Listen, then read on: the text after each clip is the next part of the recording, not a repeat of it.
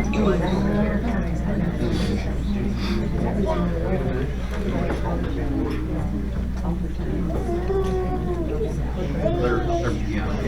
they getting chairs? Yes. They need some help.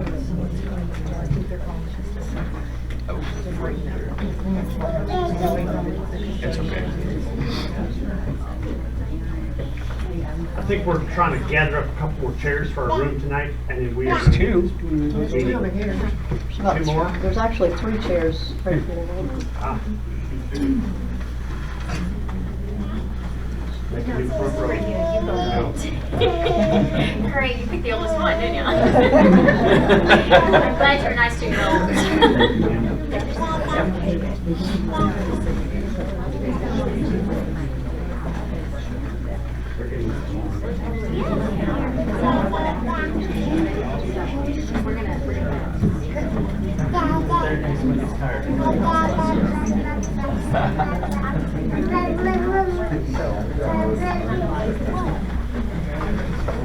Yeah.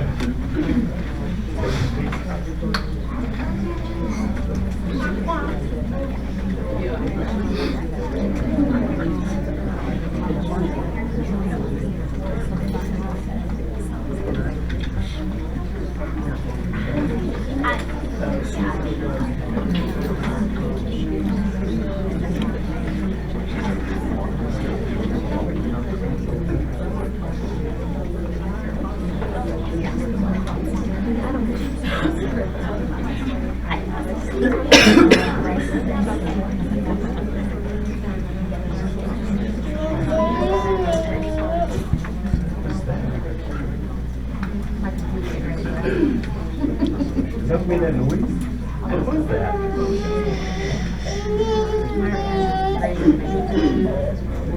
Oh, might have been the radio.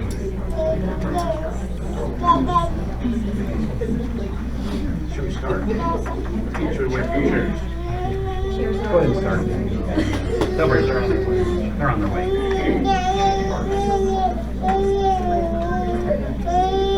All right. I think I'm going to go ahead and call this meeting to order. Chairs are on their way. I don't know how long it's going to take to get them here, so I apologize for not having enough chairs lined up. There's good to see a lot of faces here. But let's call the meeting to order. Roger? Yes. Tiffany? Yes. Lisa? Yes. Jennifer? Yes. Sherry? Yes. Sean? Yes. Jason? Yes. 7 present. And I will remind everybody that's in the room that this meeting is being recorded, so anything that's said will be locked up. I'd also like to remind the board members to silence your cell phones if you haven't already. And remind everybody here that if anybody is wanting to speak to the board, there is a sign-up sheet over there by the door that I need you to get signed up before we get to that section. With that being said, I need an approval and adoption of the agenda. Second. Motion by Sherry Judy, seconded by Roger Bridgman, to approve and adopt the agenda as presented. All those in favor? Yes. Opposed? 7 yes. I hear the chairs coming. Maybe pause here in a minute, but there's the chairs.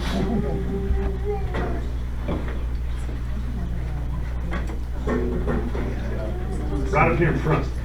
Make me a new front row. Oh, man. I know it. There's no room in the back row, I don't think, so.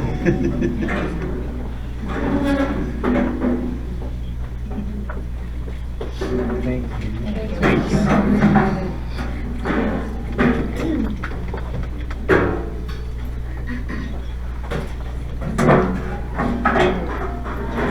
Is that enough?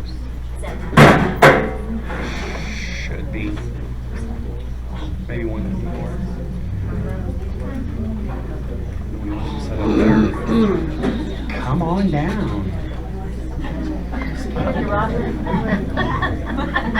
Up close in person. You get a front row seat tonight, did you? All right, we've got more chairs in the room now, so we will continue on. Next item on the agenda is board norms, and for January We will be guided by the mission statement, which focuses on professional development, which enhances success for all students, and we will also use some humor as appropriate to help us work better together. With that being said, if I could ask everybody to stand and follow me in the Pledge of Allegiance. Allegiance to the flag of the United States of America and to the republic for which it stands, one nation, under God, indivisible, with liberty and justice for all. Now, with that being said, I'm going to turn it over to Roger for board recognition. Yeah, we'll figure that out. You there to go? Yeah, do you want me to hop on We'll start with you. Yeah, we'll start with yours.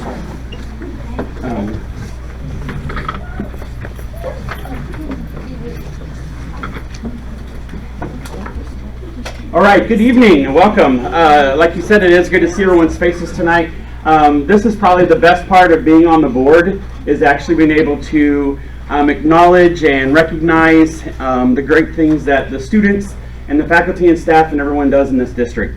It's my favorite part, which is why I'm thankful that I get to be a part of that, to be able to honor our kiddos, because every day is an adventure anymore, and it's a little different than it has been in the past for students.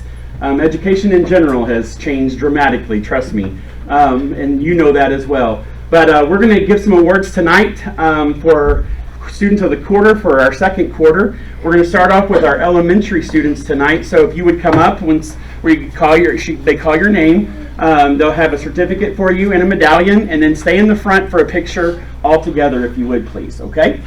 All right. Congratulations, Rieger Lewis.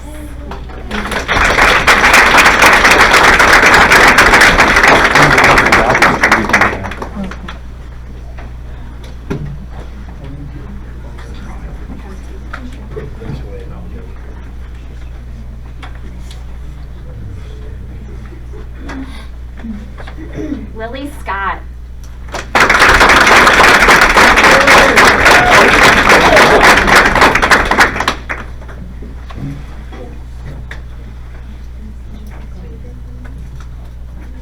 Emmeline Cape.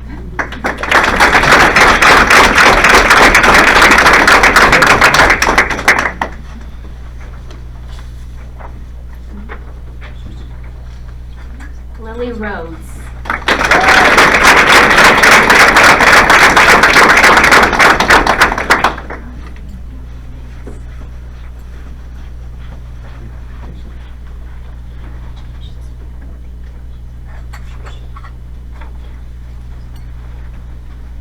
Cohen Schmidt.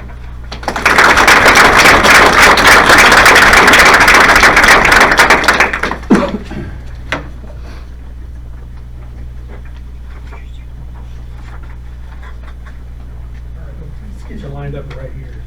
So, right up in here. You want to get in behind him there? All right, everybody right here. Yeah. Thanks, Mom. One more. Thank you.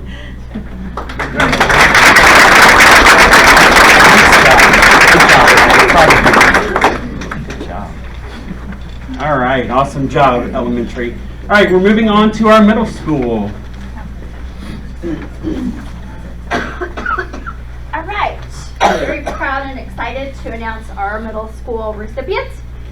Miss Cameron Peters.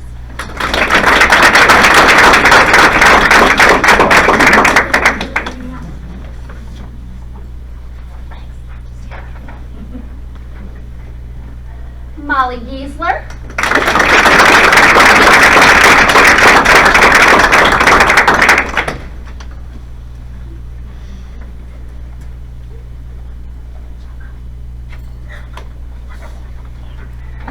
Seventh grade, McKinley Shaker Cutter.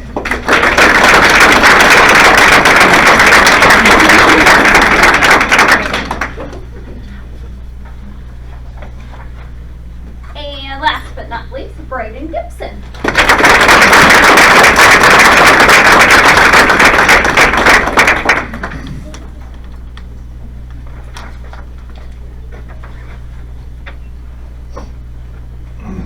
sure align this way.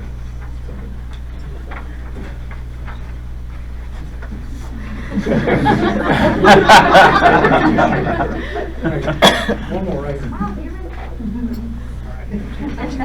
Good job, guys. All right, great job, middle school. Let's move on to high school. First up, we have Mr. Levi Jones.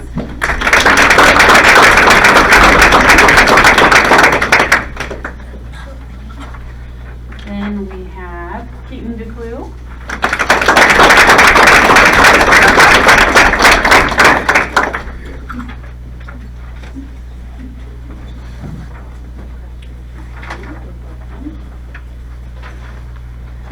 Next, we have Sierra Britton.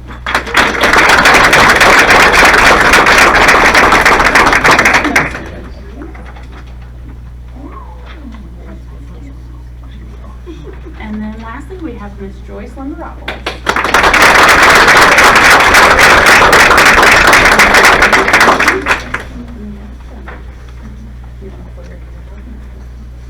Kind of turn you this way, like we do the other, so just line up. A little more room. Toss it on the side. All covered in Right. That's a big move. One more. Thank you.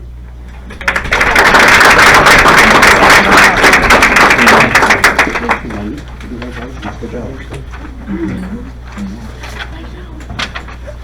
You're welcome.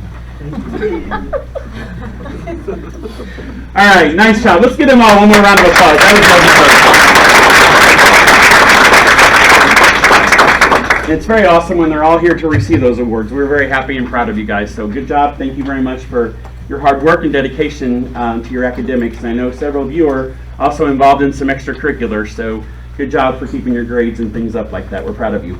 All right, the last one we have now is recognition for one of our staff members.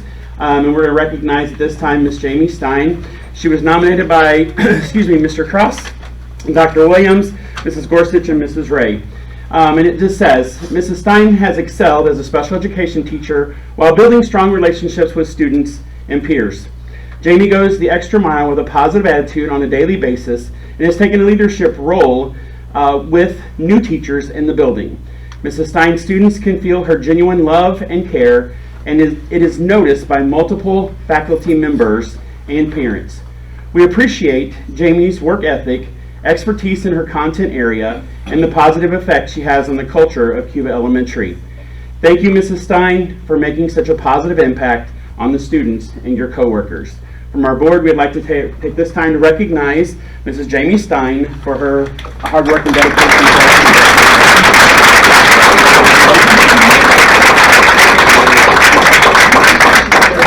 Sherry, you want to do this too? Sure, we'll stay.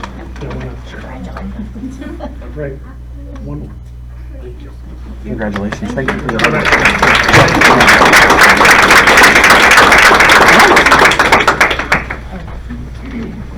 And thank you, Roger. With that portion of the board meeting being over, I'm going to call for a 5-minute recess to let anybody who wants to leave, you're welcome to leave. If you'd like to stay for the night, hey, you're welcome to stay for the night. With that, I'm going to call for a 5-minute recess.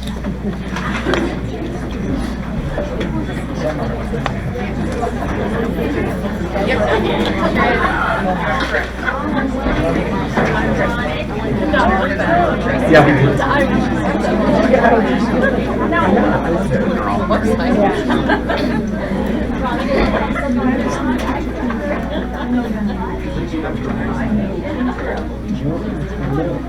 I know it's typically winter break, so that's what I was. So, since it looks like it's the remaining of us for the rest of the evening, we are going to go right into citizens' participation, in which we have allotted 30 minutes to residents of the school district and staff to give the board the proper opportunity to listen to citizens. Remarks will be limited to 3 minutes with one appearance, thus allowing for a maximum number of participants in the allotted time in which citizens are to speak to issues. Questions directed to the board may not always be answered immediately. Has anybody not signed up that wants to sign up? Going once? Going twice? Okay. Then we will move right into the consent agenda items. In your board packets are those consent agenda items. Does any board members have any questions, any concerns, or do we have a motion? Second. Motion by Sean Seaver, seconded by Jennifer Moreland, to approve the consent agenda items as presented. All those in favor? Yes. Opposed? 7 yes.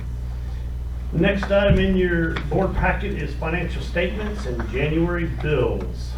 Does anybody have any questions about any of the bills that were in there? Or do we have a motion to pay the bills this month? I'll second. Motion by Sean Seaver, seconded by Roger Bridgman, to approve the financial statement and action on the bills as presented. All those in favor? Yes. Opposed? 7 yes. We will move right into administrative reports. First one is board and committee reports. Sherry, I normally look to you. I'll start off with you. Do you have anything to report?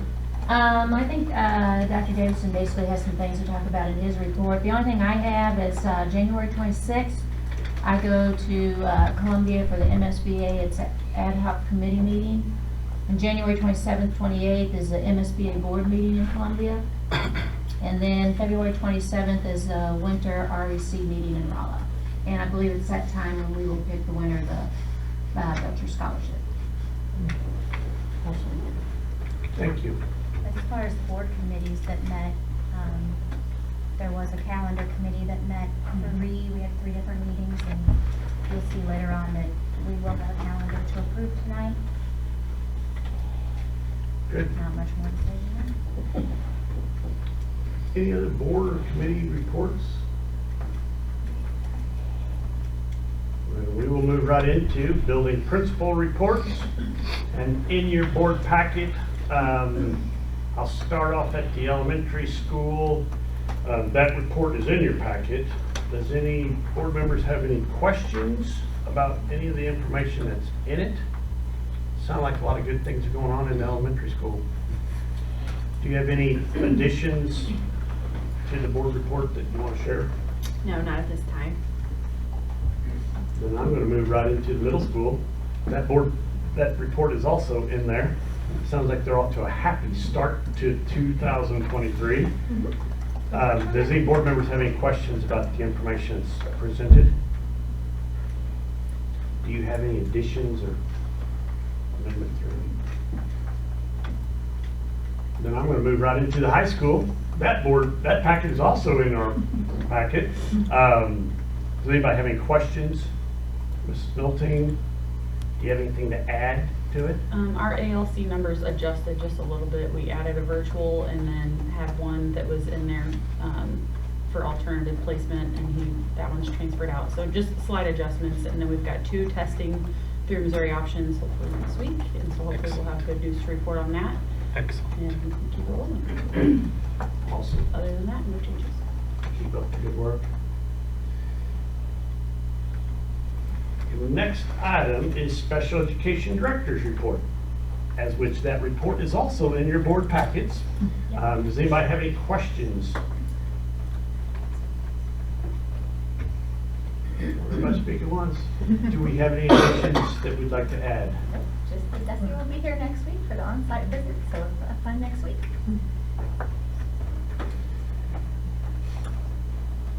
With that being said, I'm going to move into the Assistant Superintendent Report, which is also in our board packets. Does anybody have any questions?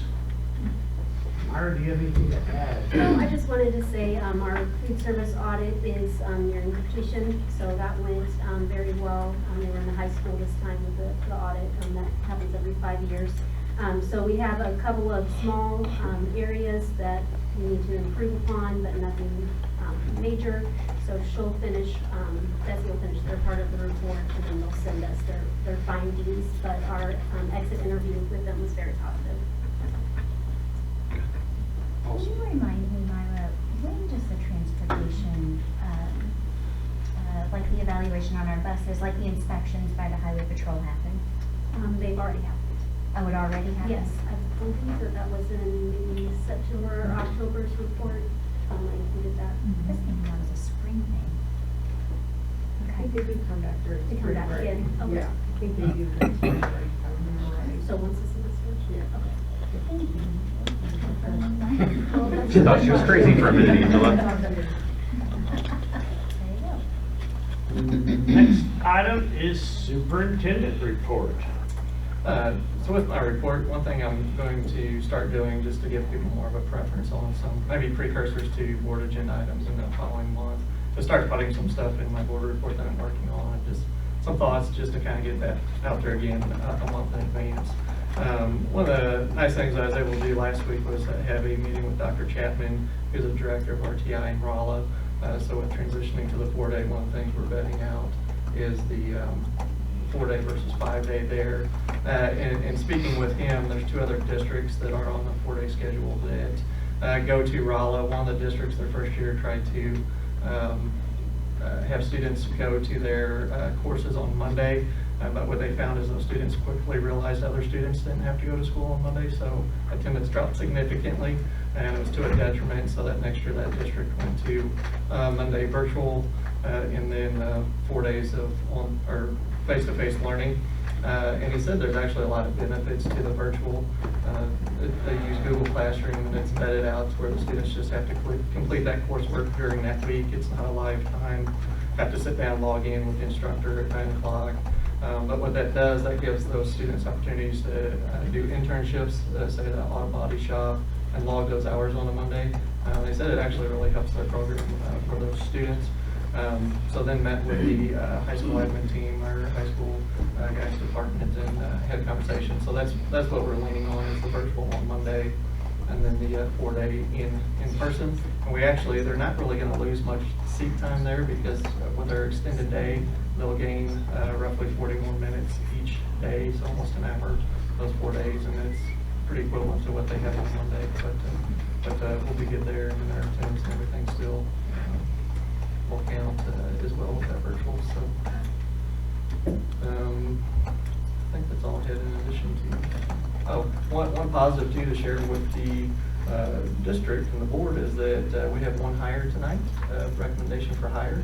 And with that seat filled, we are fully staffed for the first time in months, if not years, in all areas. So that's a pretty big testament to a lot of work on a lot of people's behalf. So pretty excited about that. Not many industries can say that right now. So yeah, True. Awesome. Thank you, and thank you. Some of the information in that superintendent's report was like, hey, this is coming up in 2 months, and this is coming up in 3 months, and I was like, cool, it's still on the radar screen, and we're still moving forward. And that stuff's all up for discussion, so it's not that we won't talk about. Get more information on board approval for these things. Good. Moving into unfinished business, so how's the 22-23 budget look? So our budget's looking good. We're actually at 40.4% reserves right now, because we did a request for ESSER 2 funds and that teacher minimum salary grant. So we got those funds came in, which bumped our reserves. So again, we just want to be conservative with that. We've got a lot of legislative items out there right now. If you're kind of tracking what those are, and again, while they could personally benefit everyone sitting here, the impact it has on public ed is looking at several million, if not billions of dollars to come out. So if you watch the governor's state of the state is sitting on unprecedented funds. So they're trying to do the same as what our school district has done over the years, is what do we do with this one-time money. So just kind of keeping an eye on that. But overall, we're in a good financial state. And already working on the 23-24 budget and gathering items. And got some meetings scheduled with other superintendents and financial experts to kind of give us some insight on what to plan for next year. Awesome. Does anybody have any questions about any of that information? Then we will move right into the next topic, which is the Latin honor roll system and valedictorian salutatorian. So I want to thank Ms. Holbert and Mr. Bridgman for presenting all that information last month. It was kind of one of those, we didn't really discuss doing anything because it's a lot of information just to take in and look at. But I think one of the takeaways is it was pretty complex and not a really simple solution to this. We essentially, with a valedictorian salutatorian, works on one system, which is a weighted GPA, and the Latin honor system is unweighted, so they're two very different systems. And so talking with our high school guidance department and admin team, just saying, you know, if other districts, they do the same thing, they look at what works for them. So we can do the same thing as well. So really to look at honoring all achievement levels. We spent a lot of hours just trying to brainstorming and contacting different ones and looking at what we have now. So the recommendation we make could, those students could meet requirements today for this school year to be able to be selected for valedictorian, salutatorian, and also recognized with the Latin honor system. So in looking at this, we do have our current Latin honor system is not in compliance with our board policy 2555. So that's where just asking the board if they'd like to remove that policy, then we could adopt the process. You have other options though. You could stick with our current Latin honor system and not be valedictorian, salutatorian, and would need to remove the process, or you could go to the traditional valedictorian, salutatorian with a weighted GPA, but in fairness to all students, you would need to start that process over with next year's freshman class, or you could adopt the process that's presented now, which would meet all those requirements and give more students opportunities to be recognized.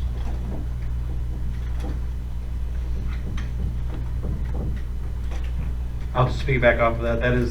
That's what we do in Rolla. That's what I do, and I'm in charge of that at our high school. So, and I told them coming in when questions started coming in that, you know, my thing is I'm about recognizing and honoring as many students as possible. I mean, I want to make sure that we could get those kiddos that are working hard, that are on that, you know, university level, that can get, you know, 4.0, as well as those kiddos that may be going to the tech world or wherever they may be going, and still be able to honor them as well. So I would also like to thank the counseling department here. We spent a day in Rolla together and kind of broke everything down and was trying to figure out how we can make it work on the system that we were setting on. So thank you again for allowing us that opportunity to look over that and to see that. So Thank you for all the work. There's a lot of work in this. And if you don't do it, you don't really understand all the background to it. There's a lot of pieces that go into it. And I will tell you, the counseling department here has been doing a lot of work for a lot of years that people didn't even realize. You have to try to keep up with the weighted stuff. So this will be a good way for all of our kiddos to get recognized at both levels, which is great.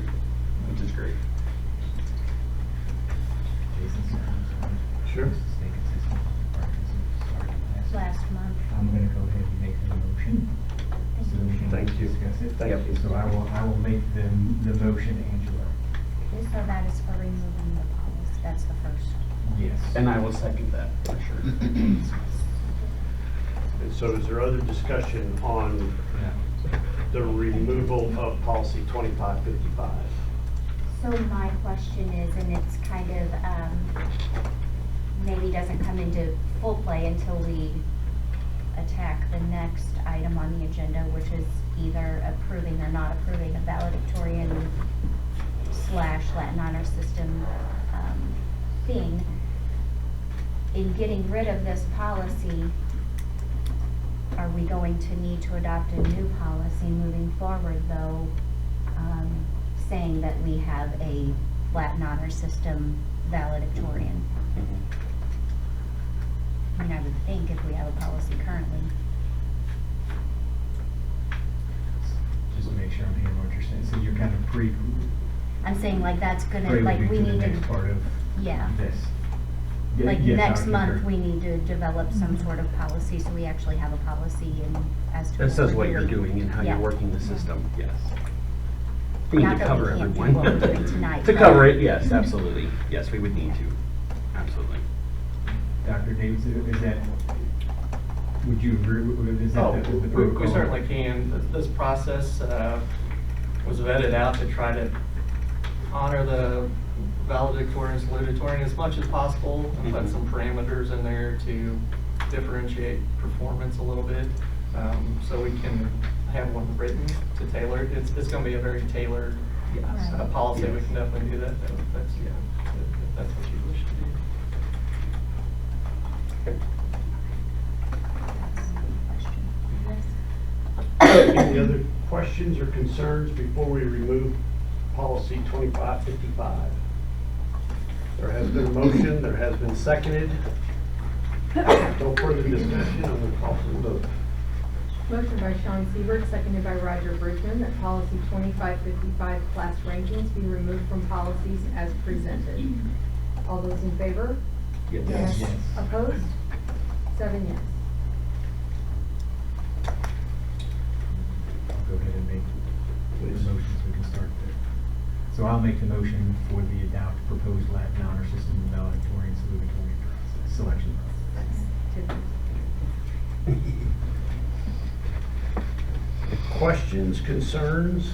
I know there have been a lot of information shared, but I'm with Roger. The more kids that we can recognize and their high achievement, I think that's a win-win for everybody. And if you guys have questions, don't hesitate. Mrs. Hulbert and I both can answer those. We live this world every day, so we will help if there's any fogginess that you don't understand. We'll be happy to clarify that and get it out for you, for sure. I think this is a very good happy medium, Yeah. if you want to call it that. I was on the phone with Tanya for probably 45 minutes today, just asking different scenarios. I think that we will potentially run into something, you know, that maybe we haven't totally thought through, or maybe something could change in the future, but I think this is a very, very good starting place. I think that it is important to recognize your kids that fall under the Latin honors system for that type of recognition. But I also think that it's very important to recognize your valedictorian and your salutatorian, or plural, because if, you know, as you've read through this, it's possible that you can have more than one. Yep, So I think that kids work really, really hard to achieve a valedictorian status. And I think this is a really good start. And just to as those that. kiddos, to tag on with that, just as those kiddos at the, you know, in the tech world, they're working very hard in their programs and they're trying to learn everything they can and running into welding schools or whatever and doing very well. I mean, they're coming out doing very well. And they're recognized too, which is cool. So it hits them at both levels. I just appreciate the work that was put into it. Thank you. There was a lot of work put into that, so thank you to everybody who contributed. It was not just one, but I know of one that put an enormous amount did. of time She did. and effort She did a into great it. job. So, other discussion? We have had a motion made and seconded. With no further discussion, I'm going to call for a vote. Angela? Motion by Sean Siebert, seconded by Tiffany Dickens, to adopt the Latin honor system and valedictorian salutatorian selection process as presented. All those in favor? Yes. Opposed? 7 yes. Thank you again for all the work that you put in on getting that plan put out to us. With that being said, we are going to move into some new business. As alluded to just earlier tonight, in our board packet is the 23-24. Before I go there, Dr. Davison, do you need direction from the board in writing a policy to replace 2555? I don't think I'd be on that. I mean, you're welcome to if you want, but I can just get it ready and we'll talk to the next board meeting and present to the board. And I'll probably go through and again work with our guidance department on if any of those stipulations were necessary from the previous policy that we've been that don't contradict anything with any practice. We'll get one for you. Next month. Thank you. With that being said, let's talk about the 2023-2024 calendar. It's also in our board packets. I've reviewed it. I think there's a couple of, Dr. Davis, if you want to talk about some of the highlights of it. Yep. I just want to thank our calendar committee. We met 3 times, had a lot of good work, very respectful, professional meeting that people could have some differences of opinions or share different sides, but in the end we came to a consensus with what we have presented here. But very proud of it. It's I've seen some 4-day calendars that to me just didn't make sense with certain things, but to me this makes a lot of sense on the way they're written and what we're doing here. So it meets the 1,044-hour minimum requirements. We have 60 hours built in for inclement weather. So 8 of those days are already scheduled, and then we have 2 snow days if we need on there already as well. We also added the graduation date on here in advance. A lot of people contact us in August to see what it is. So we just went ahead and put that on there. Again, excited about the 10 professional development days for our staff that we haven't had prior. So that'll do a lot of good for the staff here to grow and learn in those capacities. So with that, sorry, I sent it to Desi with the calculation of it, and they approved it and said it met all the requirements. So it's as presented for you to approve if you wish. So I guess I I'll did make a motion. motion. Hard habits to break. Thank you guys for your work on that too. Is there any other discussion on the calendar as it's presented?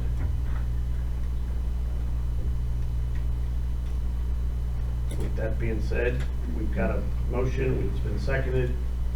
No further discussion. Andrew, call for the vote. Motion by Sean Siebert, seconded by Tiffany Dickens, that the 2023-2024 proposed calendar be approved as presented. All those in favor? Yes. Opposed? 7 yes. Next item is achievement data discussion, and I'm going to turn the floor over to Mrs. Siebert. All right, I'm going to try to keep it under 90 minutes.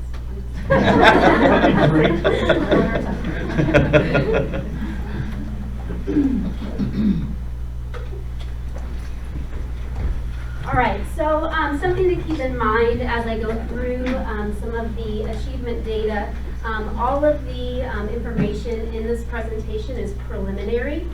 DESE has not released our APR, that's our annual performance report. So we've been instructed by DESE to go ahead and share with boards of education, but with the caveat that it is preliminary data. So for that reason, we ask that any of the charts and graphs in this presentation not be shared.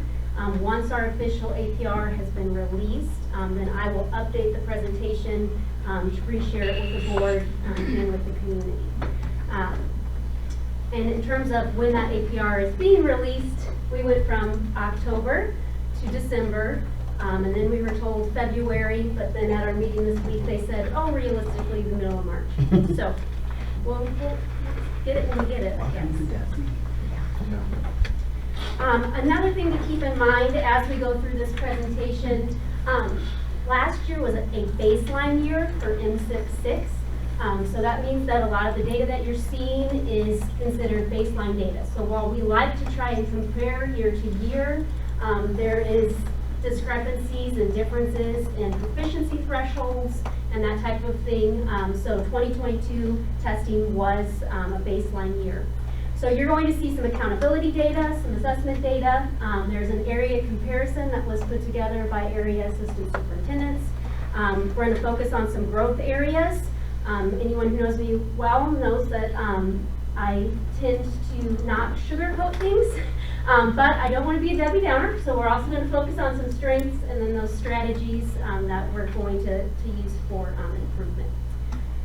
So jumping right in, our first category is attendance. This is a 90-90 attendance rate, so that's 90% of the students being in attendance 90% of the time. So you can see Cuba is represented in the red. The state average is represented in the blue. So we're currently at 84, for last year we were at 84.9% attendance. So we're underneath that 90% mark, but we're well above the state average in attendance. So that's a positive. Mobility rate refers to the number or the percentage of students who move in and out of the district. We're well below the state average in mobility rate, so that's definitely a positive because we know consistency is important with student learning. The next area that we're going to look at is our graduation and dropout rates. As you can see, they coincide with one another. Last year, our graduation rate was right at 96.7. Our dropout rate increased slightly at 1.1%. Part of that has to do with our introduction of the Missouri Options Program. One of the things that I did last year as high school principal was I sent personal letters to several students who had either dropped out previously or who had been signed up to homeschool, telling them about the options that we had, and that Missouri Options was a new program for them to get their diplomas. So we had several students that came back into the district that way, and many of them did complete their degree or their diploma through Missouri Options, but we did have a few that dropped out and did not make it through the program. So that's why we saw that slight increase there. Looking at our ACT summary and area comparison, you can see that our score was 17.6, our average composite score. This is 88.6% of our graduates who took the ACT. Looking at the area comparison, Cuba again is in the red. Oops. Didn't need to do that. And then the state average is in the blue at 20.3. So one thing that you need to consider when you're looking at this comparison, students have to take the ASVAB or the ACT to graduate. In the past, we have made the ASVAB mandatory and everyone had to take it, and then only students who were college bound chose to take the ACT. That has now changed to you can choose to take the ASVAB or the ACT, one or the other, which led to an increase in the number of students who were taking the ACT. When we look at area comparisons, Bourbon, for example, their average was 19.8, but they only had 59% of their graduates take the ACT. When we look at Steelville, for example, their average was 19.7, and they had 50% of their graduates take the ACT. Washington School District had the highest in the area at 21.6. They only had 54% of their graduates take the ACT. So, you know, when you're looking at these students who are taking it, college-bound students, and what was the effort level there, you can kind of see why that average was a little bit lower than the area comparison. A couple of other data points are free and reduced lunch numbers. For the 21 and 22 school years, that was when we had the federal funding for the free meals, free lunch, and free breakfast. So the only reason for collecting the free and reduced lunch forms at that time was for federal funding through Title. So that's why we see a decrease there. We know based on census data that Cuba area has very, very high poverty level. And now that lunches are not free, we've had more reduced free and reduced lunch applications, that number is going to go up. Looking at discipline rates, this is discipline incidents per 100 students. We did see a decrease from 2021 to 2022. And you can see that the state had the opposite. There was an increase there. Excuse me. One of the things that we're seeing this year across the state is an increase in student discipline rates at the high school level. It's not just Cuba High School. So I anticipate that in 2023, our discipline rate numbers are going to go up. All right. So as we move into the assessment data, we're going to take a look at the different areas. I'm going to go through the numbers first, and then we're going to take a look at those growth areas and some strategies that we're working on for improvement. So the first area we're looking at is English Language Arts. You'll see it abbreviated as ELA throughout the presentation. So the percentages that you see in the top graph, those are the percentages of students that are proficient in advance. And that's where we want to see those numbers and the comparison. At the bottom, it's broken down by the percentage of students that scored below basic, proficient, advanced, the district average scores, and then those comparisons with the state average as well. So some of you might have seen these takeaways as you were looking at the data throughout your board packet. We are above state average in 6 of the 7 tested areas for ELA. So all of elementary and middle school were above the state average. As you can see, our 3rd and 4th grade results were phenomenal. And when you look at the area comparison, they were phenomenal in comparison to the area as well. We do have a concern with English 2. Those scores continue to decline. So we're going to talk about those growth areas in just a moment. In terms of math, similar results here. You can see 3rd and 4th grade, very high averages there. 53.93 for 3rd grade, and then 4th grade was right at 66% proficient in advanced. Compared to the state average of 43.4%, that's a phenomenal number. When we look at cohort trends, as I said earlier, it's kind of hard to compare testing years, especially when this was a baseline. However, when we look at compared to like our 5th graders, how they compare to when they were in 4th grade and vice versa as we're moving up, we're seeing in math that our cohorts are improving their math scores. And this is a big deal because historically our math data has been terrible, and that's an area we've been working on very hard in the district and the incorporation of the new math curriculum 3 years ago. So we are seeing results there, which is very positive. Moving into science, 5th grade science was the only area where we were above the state average. One thing when you're looking at science that you have to remember, so our 5th graders take the science map test, and that includes content standards from 3rd, 4th, and 5th grade. So they're tested over 3 grade levels. Same thing for 8th grade. When they take that 8th grade science map test, they're tested over 6th, 7th, and 8th grade standards. That's a lot of information for an adolescent brain to remember. Biology, this is a major area of concern. We are seeing those numbers continue to trend down. We're going to talk about some strategies for improvement there in just a moment. One thing to keep in mind also is we're currently in a curriculum resource selection process for science and social studies. So I'm working with those teams to get some new resources, and that's something that hasn't been done in several years. The only social studies area that we are tested in is government, and that is at the high school level. It used to be freshmen took the government EOC, and then we did some rearranging a few years ago so that the juniors and some seniors take government. It is a graduation requirement. So you can see that only 25% of our students who took the government EOC were proficient in advanced. The state average was 40.1, so we're significantly below average in that area. It was actually a 5-point decrease from the previous year. So this is definitely a growth area that we have is the government test. One positive thing that I would like to point out, if you've been paying attention to this below basic percentage here, we are only at 3.12% below basic. That's very good. It's you want that number below 10%, and the fact that we're only at 3 is good. What's not good is that we're 71, essentially 72% basic. So how are we getting those students that are in that category that are almost on that threshold, push them forward into that proficient category? So. As we move into these area comparisons, I want to give some information on how this data was compiled.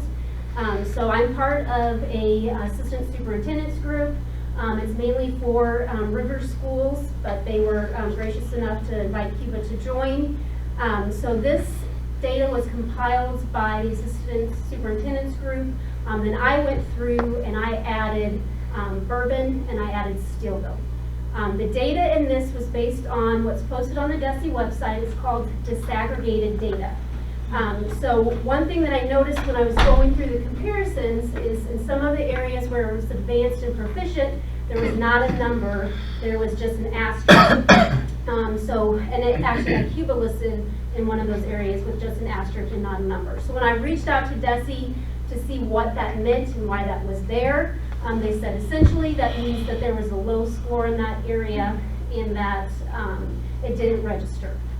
So they also told me in that conversation, however, that to be wary of this data, and again, it's not the official APR. So once that official APR is released for all school districts, I'll re-update this. So again, Cuba is in the red, the state averages are in the blue, and then you have Bourbon, Herman, New Haven, Owensville, Pacific, St. Clair, St. James, Steelville, Sullivan, Union, and Washington. So we're going to start with third grade. When we're looking at the comparison here, third grade ELA scores, we were at 60.7. We are the highest in the area comparison for third grade ELA. That's definitely something to celebrate. With math, we were at 53.9%, well above the state average. We were the second highest in the area, with only Union being ahead of us in that category. So definitely kudos to the third grade teams for that and the third grade students. Fourth grade, very similar. You can see fourth grade ELA and math both have the highest scores in the area. Fourth grade ELA was at 61.4, and then fourth grade math was at 66.3. So significantly higher than the state average and higher than the schools in the area. So I'm very proud of the fourth grade teams. Moving into fifth grade, you can see that we were above the state average. While it was closer than it was with the elementary levels, fifth grade ELA and math were both above the state average. While they weren't at the top in the area comparison, excuse me, they also weren't at the bottom. So very nice work there by fifth grade. Fifth grade science, that was the only area in science where we're above the state average. I think a lot of that has to do with consistency in that position. Ms. Bailey has been in that position for several years, and she's doing a very nice job with her curriculum and with her students. Moving into sixth grade, both sixth grade ELA and math are above the state average. You can see again, while we're not the highest in the area, Washington was for ELA, and then New Haven was for math. We're also not at the bottom, so we're making progress in those areas. Seventh grade ELA. Seventh grade ELA was the highest in the area. If you've ever been in a seventh grade classroom or a seventh grade hallway, that's a big deal. Middle school kids are fun. So I'm very proud of our seventh grade team for their work there. And then in math as well, we're above the state average for seventh grade math. Moving into eighth grade, again, above the state average in both ELA and math. Eighth grade math, a big shout out there. We're the second highest percentage in the area in eighth grade math, and that's a large improvement for middle school math scores. New Haven obviously knocked it out of the park with their 60 there. We need to figure out what they're doing. Eighth grade science, again, we were below state average in that area. One of the things you're going to hear a lot today or tonight is consistency in the position. Mrs. Shoemaker, correct me if I'm wrong, but I think we're on our fourth eighth grade science teacher in 4 years. Pretty close, maybe 5. Yes. So, you know, there's definitely merit to consistency in positions and a correlation to positive test scores. Moving into the high school data, these are some areas of concern. We are below average in every tested area at the high school. One thing that you'll see though is even though we're below the state average, we're not necessarily the lowest in the English 2 category. We are seeing a trend in English 2, however, going down, which is not positive. Algebra 1 is another area of concern. We were at 34.9% proficient in advanced. The state average is 41.9. As you can see, there are some schools within the area that are slightly higher than that state average, but there are also some schools that are significantly lower than even our average. So Algebra 1 continues to be a concern across the state. Biology is a major growth area for us. We are significantly below the state average in biology. We are also the lowest in the area comparison in the biology category. Government, again, lowest in the area, and we are significantly below the state average in the government testing scores. So let's talk about some strategies and some things that we're already doing to improve in these areas. We're going to start with Algebra 1. Again, consistency in a position is important. Last year, we had a first-year teacher in that Algebra 1 position. We did retain that teacher, and they're making some positive strides to their instruction and updating their pacing guide, their pace of instruction. One area that we are trying to focus on with Algebra 1 is incorporating small group instruction. And I met with the counseling department, the special education department, Mrs. Nolting, and the math team at the high school to incorporate some co-teaching in the area of Algebra 1 and geometry for next year to give those teachers that opportunity. You know, when you have 26, 27 freshmen in a classroom trying to teach them Algebra 1, it's very difficult to pull the group that needs it into a small group and have that remediated instruction. So we hope with the co-teaching that will lead to some improvements.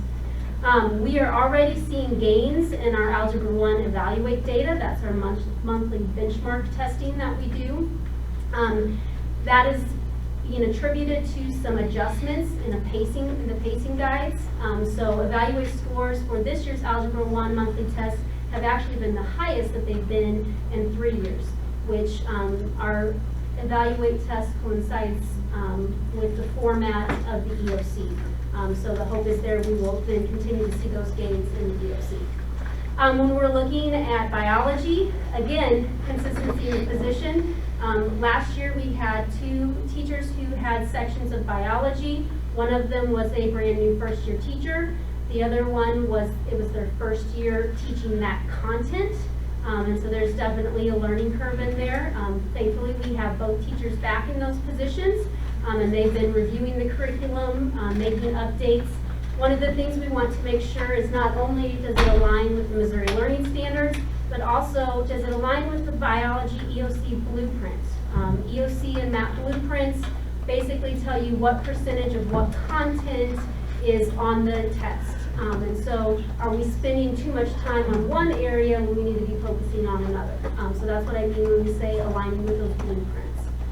We're also purchasing new science and social studies curriculum resources, as I stated earlier. One of the things that I admire about the current biology teachers is they have been spending hours reviewing these curriculum resources. They want to make sure they choose the right resource that's going to get the results that they need. They are very motivated for improvement, and I appreciate that. English 2, again, strategies for improvement, consistency in the position. The teacher who was in the position last year had maternity leave, and then she did resign at the end of the year. So we have a first year teacher in that position this year. We also implemented a new curriculum in ELA this year. One of the things that we're finding when I polled the teachers who are doing the new English curriculum, it's called StudySync. The level of rigor in this new English curriculum is significantly higher than what we were teaching before. And all of the teachers have stated that as a significantly higher level of rigor. And so while that has had its challenges, it's in the long run going to benefit us because the kids are being exposed to more information at a higher level. And then looking at government, again, strategies for improvement there. Last year, Mrs. Miller was very first year, brand new teacher. She's with us again this year as a second year teacher. She's making some excellent strides in improving her curriculum, working on her pacing guides, working on that alignment. We really appreciate the hard work that she's putting in there. One thing that we haven't had in government is not only a textbook, we haven't had any real resources in that area. And so that's one thing that she is diving into, and Mrs. Nolting and I are working with her as well, is making sure that we are getting the right resources to aid not only her, but to help the students and parents as well. Some additional areas for improvement, middle school science. We already talked about that consistency in the 8th grade position. We're reviewing those curriculum and pacing guides again, getting those new science resources. There's been some discussion about some strategic planning, potentially moving some sections around that we teach, maybe something that we have traditionally taught in one grade area, moving that to strategically plan for improvement there. And the middle school science team has also been reviewing those resources, putting a lot of time into making sure they're picking the right one. Some other areas of improvement, attendance. Obviously, our attendance was not a super area of concern because we are above the state average there, but we're not at that 90%. And that's where they want us to be. It is part of our APR for the M6 standards. So we've been looking at incorporating our attendance incentives. Those have kind of gone by the wayside with COVID because we couldn't do all the parties and fun things like that. But now that that's past us, we can reinstate those types of incentives. Obviously, parental support helps with attendance as well. And then we'll be looking at updating the new policies to match the calendar and the number of days and hours that we're in school. Discipline is another area of improvement. Some discussions that the admin team have been implementing a multi-tiered system of support. That would be for behavior and academics. There's been some discussion about a district-wide behavior matrix. Those of you who have students in the middle school or the elementary know what that behavior matrix looks like. It's the same expectations in every single classroom, in the hallway, on the bus, that kind of thing. And so just streamlining that district-wide. And again, parental support. The final growth area and improvement strategy falls under the teacher retention category. Research tells us that teachers want to work where they're valued, appreciated, supported, and developed. You heard me talk about consistency and retention a lot tonight. And I don't want anybody to think that I'm all teacher and not students first. But it's important to remember that those two things are not separate from one another. They go hand in hand. Patty and Marzano both tell us that if you want to improve student achievement, if you want to improve student learning outcomes, you need a highly effective teacher to do it. Okay? Our teachers get highly effective when they are valued, appreciated, supported, and developed. And I think that needs to be a growth area, an improvement strategy for the entire district and community. We need to prioritize a positive, supportive climate for our staff and our students. We want to grow and develop our staff and our students. The final thing there is strategically plan for fiscal support and sustainability. I know that's Dr. Davidson's baby there, but that's something that we have to look for in the future is how do we retain our staff and support them financially as well. Don't want to leave off on just looking at those growth areas. I think it's important to highlight our strengths. English language arts, we are above state average in 6 to 7 tested areas. Those elementary scores are phenomenal. Math, we are above state average in 6 of the 7 tested areas. We are showing improvement that we've never seen before in our math cohort trends. Elementary is at above state average in every single category. They were highest in the area in 3 of 4 categories. Middle school was above state average in math, ELA, and science.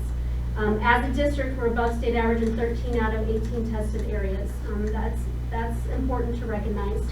I think we also need to remember that we have a very determined, committed admin team. We are constantly having strategic conversations.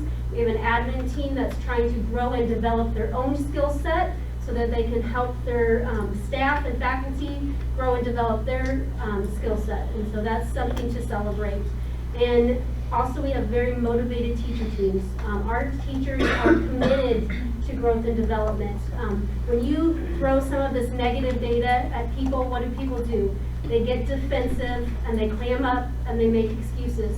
Our teacher teams aren't doing that. They see that there's a problem. They want to improve.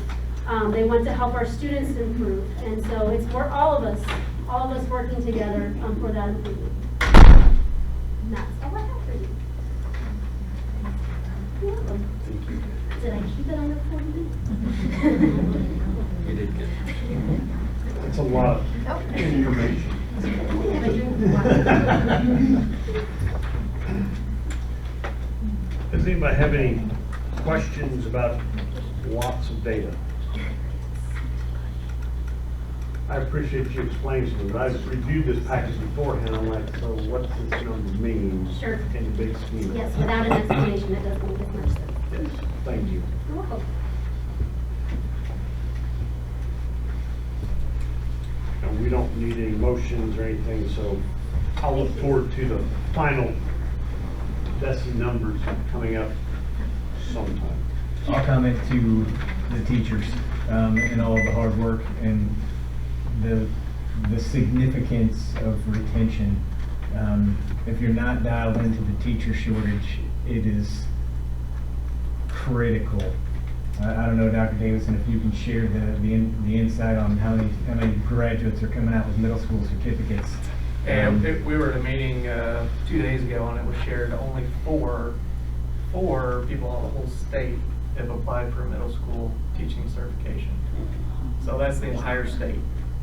So There's over 1,000 teaching jobs currently posted on Missouri Teaching for next year. Yeah. Already. Yeah.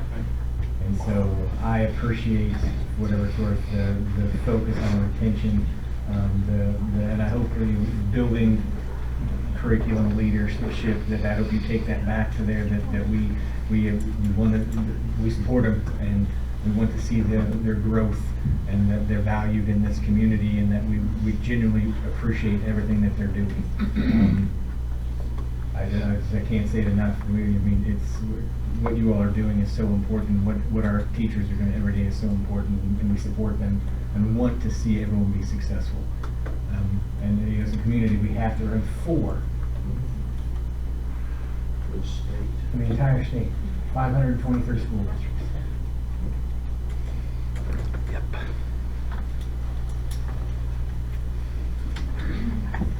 I'll kind of add on with this as well. As I walk the buildings and talk to teachers and listen to conversations over here, there's starting to be some excitement, kind of a grassroots. Like Ms. Siebert was saying, I've got teachers who are already talking about next year and how they can improve and what they can do differently.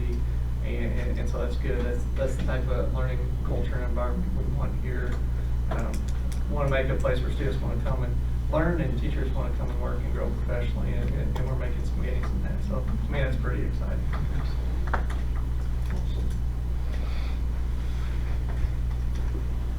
Any other discussion? Can we move into the freezer bid? Oh, sure. Could move into the freezer. Step outside this afternoon? Yeah. Step out the doors, you'll be in the freezer. Yeah, so just going back to, we have a need for a freezer. We had that identified last year too, and kind of tabled it. We're to the point now we can't ignore it. We're approved to go out to bid. Had a lot of people inquire about the bid. That was kind of over the winter break period. Talked to a lot of people. We only received 2 bids though for this. It's kind of niche industry a little bit.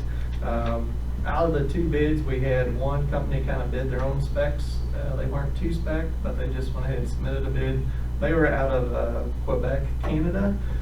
So I tried to do a little research on them, and they gave very limited information on the bid. So they came in at $49,880, and that was with an install. But again, it wasn't the specifications. It was just kind of what they do.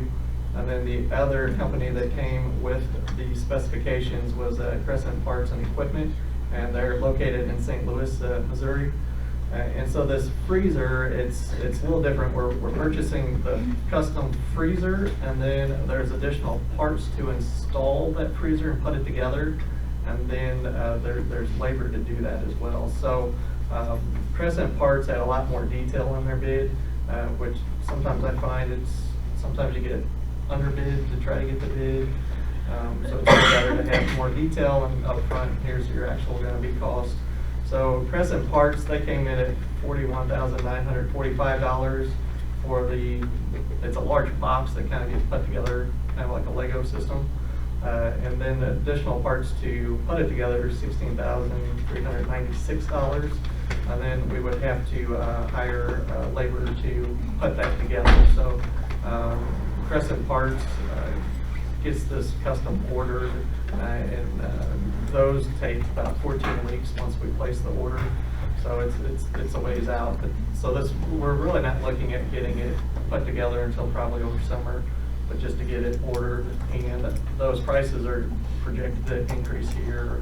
These are good for 30 days, and then they're going to do a price increase. So last year when we looked at it, it's about $50,000 to $60,000. This year, if we go with Crescent Parts, it'd be probably about $70,000 total for the custom box, as well as additional parts to put together, as well as the labor. Or we have Fizz Industry out of Canada, which I'm a little bit leery doing international business. So my recommendation. Did they give a shipping price on that? That was just a total. Here it is. So again, the shipping, it comes into by pieces, and then we have to have somebody physically put it together, kind of like a Lego set. So my recommendation would be Crescent Parts and Equipment for this bid, just due to they actually bid the specs out correctly, not just what they wanted to throw it out there. So do I hear a motion? I move that we go with the Crescent Parts bid. Awesome, great. I'll second. And so we do have a motion on the floor. Is there any other questions that anybody has about freezer bid? So did you say once we got all the parts in, we would have to have Additional labor, about $11,000 to then have people put it together. Okay.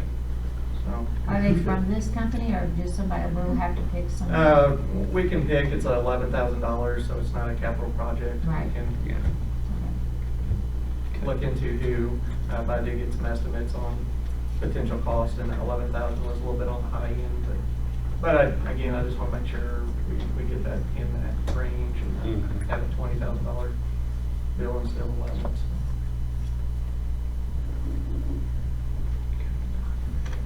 Other questions? So I'm assuming since the 11,000 isn't necessarily for Crescent Parts, it's for somebody else or whoever we choose, is why it's not included in this. Correct. price for the So this bid, approval. correct. This bid is just for the box, because it comes in parts, and then That was one question I had, because Yeah. I saw the approximate, and I'm like, okay, so why are we not approving all of it? yeah. So with the size of it, we can't ship the entire. They can't put it together and ship the entire thing because it's a pretty large Right. freezer.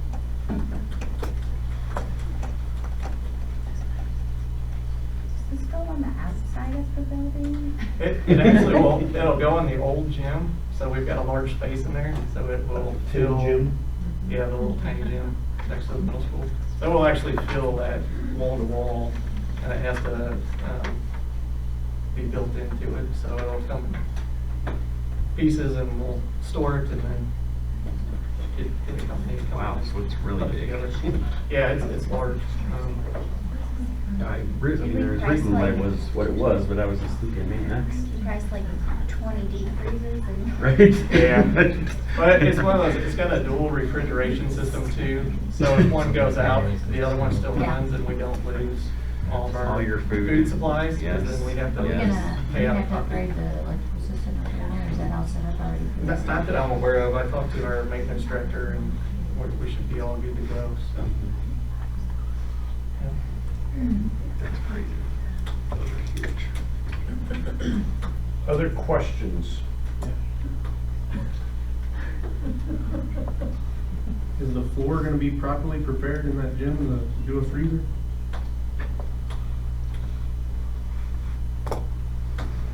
Is the floor gonna be properly prepared in that gym to hold the weight of a freezer? So, well, the floor will have to be prepped for the freezer to fit in there, and that's part of that labor. Part of the labor of when they're putting it up together. Yeah. Gotcha. Okay. Yeah, so everybody's all aware of the process. It's concrete. It's Does anybody have any other concrete floor. It's a, Question, yeah. what we played PE on. It used to have a coating on. I don't know if it still does since it's maintenance, but when it was PE, it did. Yeah, I think it's Had just that tile little, in there. yeah, that little tile over the concrete. Yeah. But it'll all be prepped and installed properly. so. Okay. Yeah. Cool. Awesome. Anybody have any other questions? Those girls are pretty good. With that being said, we've had a motion, it's been seconded. Angela, call for the vote. Motion by Lisa Elrod, seconded by Sherry Schutte to approve the walk-in freezer bid purchase from Crescent Parts and Equipment in the amount of $58,341.54. All those in favor? Yes. Opposed? 7 yes. The next item is, we need to amend to renew the fixed price food service management contract. So with our food services, it's a 5-year contract with a 1-year renewal. And so it's not a typical contract like you would think. It's based on price per student lunch or meal. So with that, I received an email over break in December that rate was going to increase 7% starting January 1. Just due to their increased supply cost of food. So I called Desi, talked to the food service rep. That happened across the state with several food service providers. It doesn't surprise me, we have about an 8% increase with supply costs on other items as well. So I was able to speak to the food service provider and negotiate that down to 6%. But what asking the board to do is to approve the new rates. But what we would do is not increase our meal prices for students. We would just absorb that cost. Food service is a little interesting. With us being a non-for-profit organization, we cannot make a profit on food services, so we want to be at or below zero. So doing some figuring, absorbing that cost, we're pretty minimal. Last semester, we were negative or at a loss of $2,925, which again, that's pretty close to all the variables that feed into it. So if we go ahead and approve the amendment to the contract as is, the total year we would be roughly at $6,363 or $6,363 loss, which is pretty minimal. That's like 0.04% of within how close we can get with those numbers. So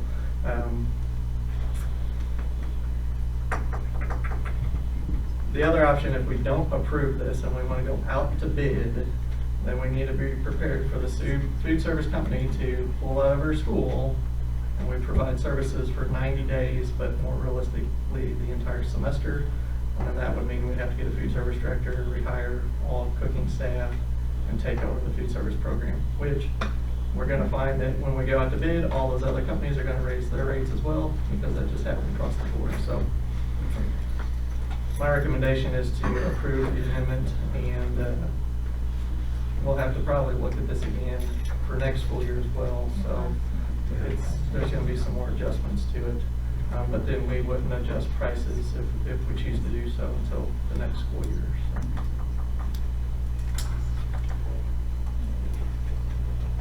So do we have a motion to approve?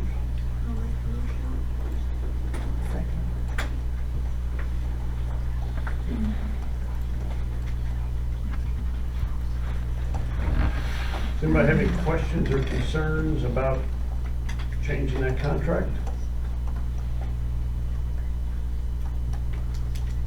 I think we're ready to vote, Angela.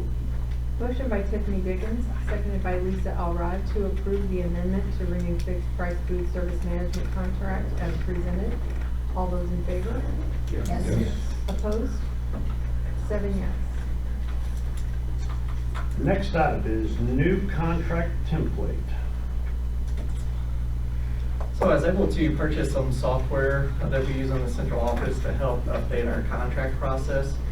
This software will allow our secretary to mass produce contracts, and they all feed into it and populate, versus right now it has to be, each contract is hand input. So with that, this is the template that came out. So I sent it to our attorneys to put their legal verbiage on there, and so this is what they sent back. So just asking the board to approve the new contract template. That name on there is just an example from the attorneys. It's a fake name and social security number. So I think it'll be a little cleaner to you and help our staff. It seems to look a little more organized from our other contracts. But the biggest thing is we can electronically send out contracts now, and staff can sign those and send them back versus sending out paper copies. So it'll make that process a lot easier. And our salary schedule feeds into the software system as well. So when we roll that over, it just rolls all the staff over.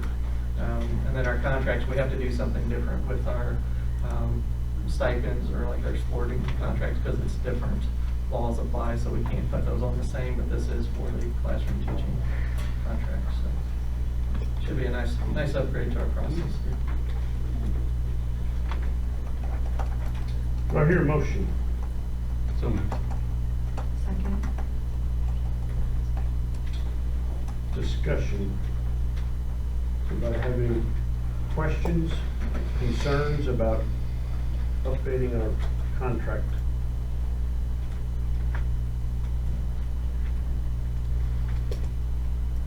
Angela? Motion by Roger Bridgman, seconded by Lisa Elrod to approve the new staff contract template as presented. All those in favor? Yes. Opposed? 7 yes.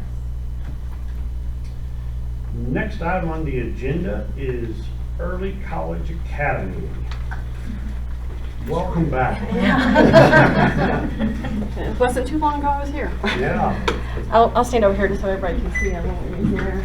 I'm excited to present this month. This is, I don't remember last time we didn't have it turned on or something, is it? Should be on. The ceiling is at the laser button. Okay. So I'm going to present the Early College Academy program that we're partnering. Our district is partnering with East Central, and Megan Struberg is here. So if there's any questions or anything at the end that I can't field, she certainly should be able to help us out. Should I do something? No, just give it a second. She has to reconnect. So this has been in talking stages. Well, Ms. Siebert, at least a year. We put it on hold. We didn't feel like that we could implement it this year, so we kind of just talked it out and tried to figure out all the ins and outs. And then this year, we worked, Ms. Nolting, I, and the team, counseling department, the whole administration team worked on it. And so this is kind of what we came up with. Hopefully we can get there. Hey, there we go.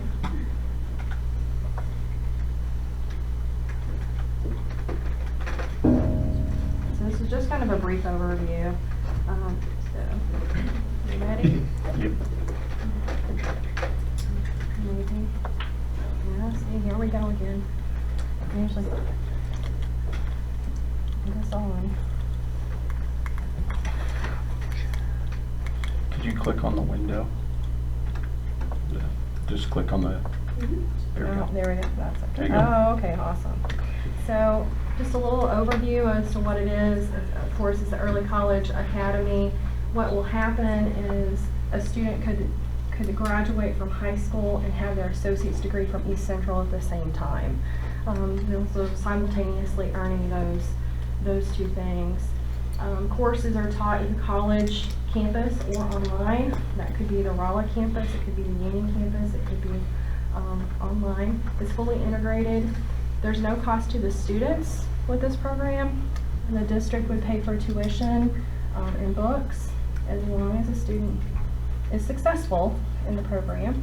And then East Central is waiving part of their fees so that they could, as part of the deal, basically. so that we can get student interest and get students able to participate in this. These are the pathways that they can earn degrees in from East Central. And it says encourage for liberal studies. That is because that's going to be the most generic undergrad, associate's degree that will transfer, probably the easiest to a lot of different programs and other colleges. Is that accurate, Ms. That is Struber? correct. Yeah, we usually encourage that because students starting as juniors in the program have to decide that sophomore year. And that's really early to decide, what do I want to do the rest of my life? Right. Right. To give them some flexibility if they're going to go that route. So that's why that's encouraged. I split this up into two sides just so you kind of see what on the student selection responsibility and their responsibilities, and then what East Central is planning to provide for us and what their criteria is. To roll this out, we're looking at 2 students that are going to be entering their junior year next school year. The applicants will be selected from a really strict guideline about their academics, attendance, discipline. This is going to be a 2 full year commitment. As you saw, they have to be successful completers to not have to pay this back. So it is going to be, we're going to have a parent meeting that will explain all of this. Everybody will be invited to this parent meeting in the current sophomore class. And we hope to do that in the next, if this is approved, we hope to do that in the next month to try to get that done. But it's going to be a full load. They're going to take a full college load at the college, or at East Central, usually about 15 credit hours a semester. They're going to follow the academic calendar for East Central, attend all classes. There may be a little bit of a adjustment on that attendance. We looked at some regs for the state and they may have to come to us on those long breaks. They may have to be in our building during those time frames, but we're going to work out all those details as we go there. They're required to maintain a C or better in all their classes, or they will have to reimburse the cost. And reliable transportation is going to be required because they have to be able to get to classes.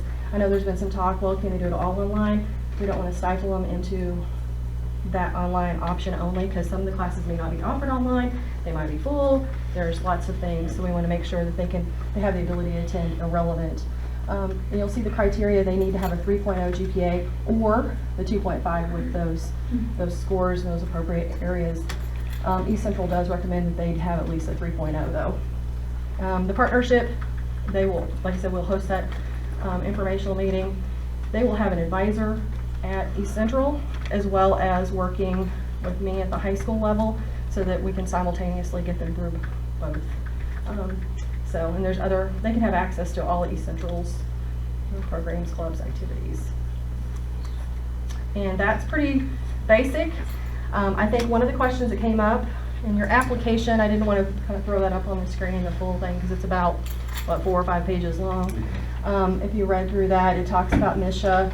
If we have them participating in any type of program, they have to be in seat at least one credit. I did speak to Mrs. Dace today. We confirmed that that's the non-traditional student criteria. Yeah, that gets tricky. That gets real tricky when you got a seated student. We're blending with a college schedule, but it isn't something that's completely off the table either. And I think that otherwise most of the other information is pretty much the same as that. So thank you for your interest and consideration. And do you have any questions? Are those applications, is the decision by East Central, or is that something that you guys decide? Our team at the high school will make that decision. They kind of give us they have a certain criteria because of the college criteria, and they give us kind of what they would recommend the minimum the student should have GPA wise and things like that. But that's going to be, that final decision will be made by the team at high school. So ultimately, is it going to be ran kind of like what you would consider dual enrollment, like our students are doing dual enrollment classes? Is that what you're going to be talking about? Yeah, it's dual okay. enrollment. Okay. The big difference is that they get it paid for. Yeah, that's amazing. Yeah. That's really awesome. Yeah. So we're going to roll out this first year. We wanted to start small, so we're going to roll out 2 this next year, and then potentially add 2 the following year. So at any point, at some point, we may have 4 attending. It really kind of depends. And from there, we don't know, expansion-wise. One thing I know that we are keeping in consideration, I want you all to know that too, we want to make sure that we're protecting our dual credit classes as well, because we have teachers that have got their masters and they're teaching those classes. We want to make sure that we're not, taking anything away from those either. So there may be some limitations on how big this gets, but that's for the future and not necessarily just my decision. Yeah. I'll offer some additional information too. You might be wondering if other schools are participating. Our 4 other schools are Washington, Union, Sullivan, and St. Clair. We had our first graduating class from Union last year, and then this year we'll have those 4 schools graduating in May. And each school kind of determines how many people they want to have. Cuba's going to start with 2, St. Clair does 2 a year, Washington has 12, Union has 18, so it kind of depends on whatever class the district wants to bear. And as you can see, I think we're the smallest district of that group, so it's really kind of exciting too that we can offer something like this to our students. I think that we're going to have some current students who are going to be pretty sad that they didn't get this opportunity, our upperclassmen. Yeah. It's an amazing opportunity. To get it paid for and stuff through the district and have those kids to have that done by the time they get there. And we have a lot of kids too that do get those dual credit classes and get those advanced before. And there's always a concern about transfer credits. Is it going to go here? Is it going to go there? And so that's awesome. Kudos to East Central for. And that's part of that rural studies piece. Right. The majority of those, all of those classes really are core 42. And so which is that great. makes it a lot easier, if they just do the kind of general studies pathway. Yeah. It's very true though, the students that are going to do this are not going to, they're not going to have the traditional high school experience. Yes. Those are some considerations, like the social aspect of it isn't going to quite be there. They're going to be in classrooms, the expectations are going to be a whole lot different. So you're going to have 17-year-olds in adult classrooms, and so it's certainly a different environment for them. Just all things that we'll have those conversations with parents. And usually those kiddos that are that driven are going to be those they're going to be okay with that. They're going to be those kiddos that are going to be like, hey, I got this and I want to get this done. So you know what I mean? Yeah. I think you're going to see It's some. kind of funny because a lot of times when they start, they think, they're going to know that I'm early college, but they kind of blend in with Right. the rest of the crowd. And Yes. most of them that are selected for the program are very mature. They've been vetted by the folks that they go to high school with, faculty That's and cool. staff. So. That's awesome. And their advisor at East Central does work really closely with them and communicates with the high schools about their progress. And so we kind of let some of the other schools lead the way a little bit, so we think they would come in. Work out the kinks. Yeah. So in our board packet, there is a motion that we adopt the Early College Academy program through East Central College as presented. Do I hear that motion? I make that motion. We're all excited. That's awesome. That's a great opportunity for our kids. And now I can open it up for, is there any discussion, any questions for the experts while they're, Sorry, I already kind of asked mine.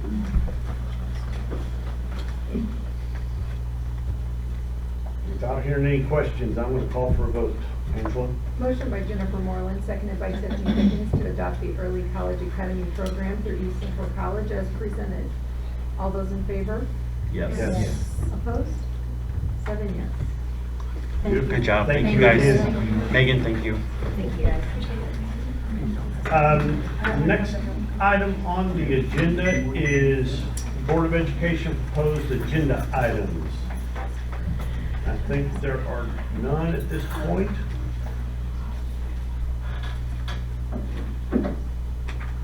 Ready?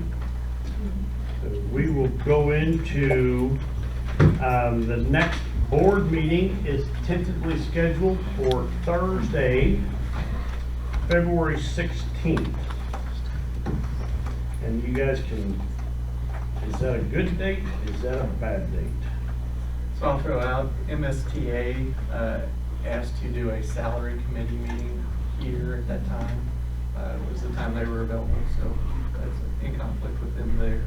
I don't know if the 23rd would be appropriate. I'll be here.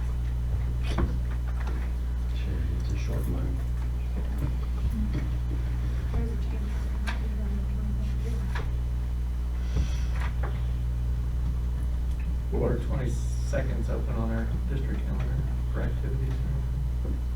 I was looking at Tuesday. Well, I have a tornado drill on that day, so I don't know if I'll be here. I won't be here that Just day. depends on I how won't be here serious that the day. tornado is. What about Tuesday the 21st? What's the, school calendar? It's a boys basketball. That won't be good. GVC game. What was 22nd? Nobody could be here. It's just Wednesday. It's good with me. I can't be here. Ash Wednesday. Well, they could get that ash and then come back. I mean, When you say the MSTA salary committee, they plan to meet at 6 o'clock? It's 6 to 8. I do. Anybody's welcome to attend that as well. So I'm going to attend also. if you guys are okay with the 22nd, I'll make the motion to do that. Are you guys good with that? I know you said you're gone the 23rd, you think, but And I'm 22nd gone, I will work? be gone. So 22nd? I'm Okay. gone that 22nd to that Sunday. Okay. Monday the 20th. President's Day. Yeah, we don't It's a want to do holiday. it. Girls basketball. Yeah. But everybody else that works for it. Tuesday is girls basketball. Monday's girls, Tuesday's boys. So Wednesday's gonna have to be. Okay. And I'll make a motion for Wednesday the 22nd.